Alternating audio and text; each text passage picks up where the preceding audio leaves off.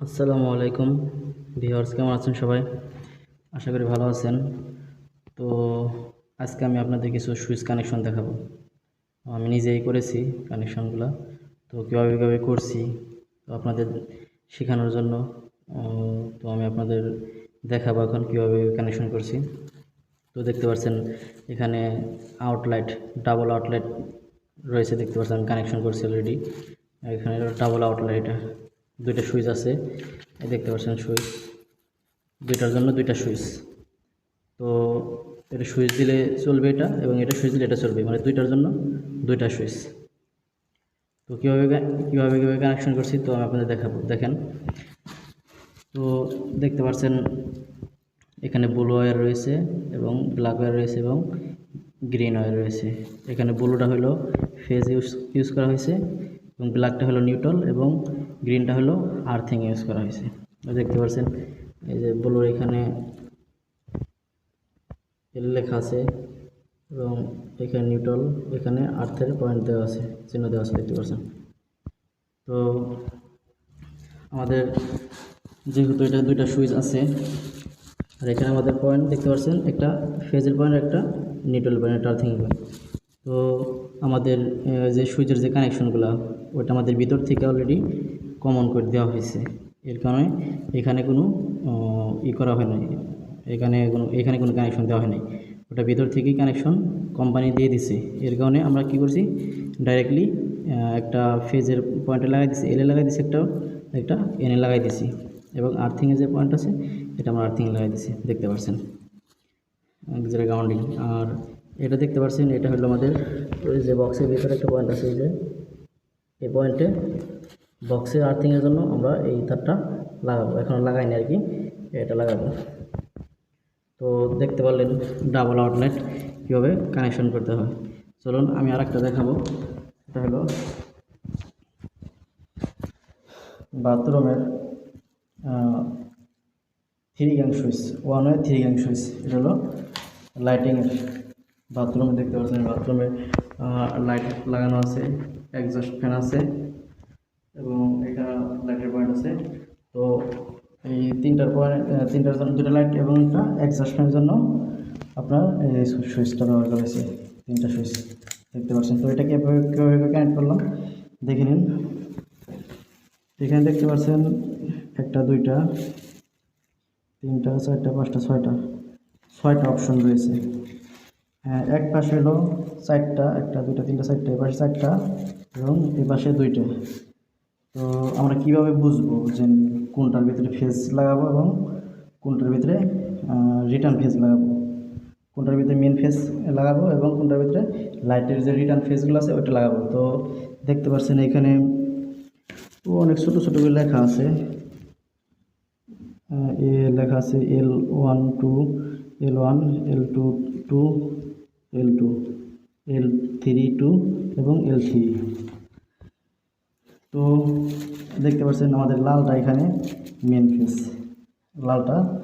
লালটা দেখতে পাচ্ছেন মেন ফেজ। লালটা এখানে লেখা ছিল L3, লালটা এটা L3 হলো L3, এবং এখানে আসছিল L2, এবং এখানে ছিল L1, তার মানে L1 L2 L3।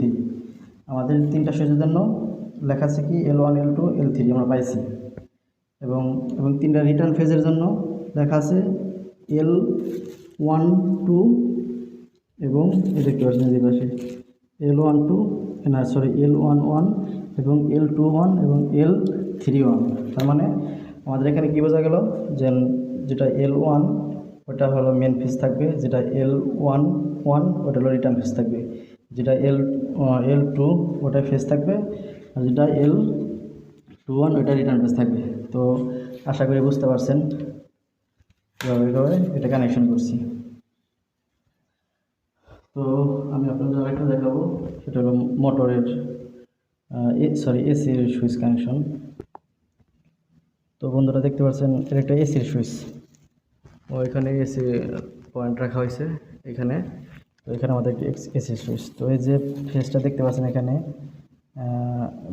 ফেজ তার এবং নিউট্রাল তার এবং আর্থিংয়ের তার, এটা সরাসরি প্যানেল বোর্ড থেকে আইছে, তো প্যানেল বোর্ড থেকে আইছে। কোথায় লাগছে? এখানে লেখা আছে L1 N1 দেখতে পাচ্ছেন, এবং এই পাশে লেখা আছে কি L2 N2।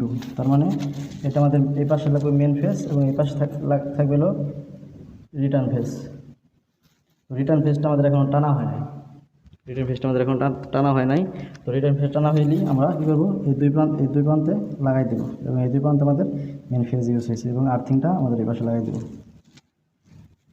আর এটা দেখতে পাচ্ছেন, এটা হলো 2A সুইচ, দেখতে পাচ্ছেন 2A সুইচ।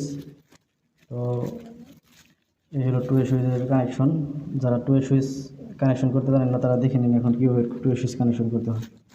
তো দেখতে পাচ্ছেন এখানে 3টা অপশন রয়েছে, 2A সুইচে 3টা অপশন থাকে। তো এখানে বরাবর 3টা অপশনই রয়েছে। তো এখানে হলো যেটা ব্রাউন কালার সেটা হলো ফেজ, এবং যে দুইটা দেখতে পাচ্ছেন অরেঞ্জ কালার যেটা হলো ফেজ, আর যে ব্রাউন দুইটা দেখতে পাচ্ছেন এটা হলো রিটার্ন ফেজ।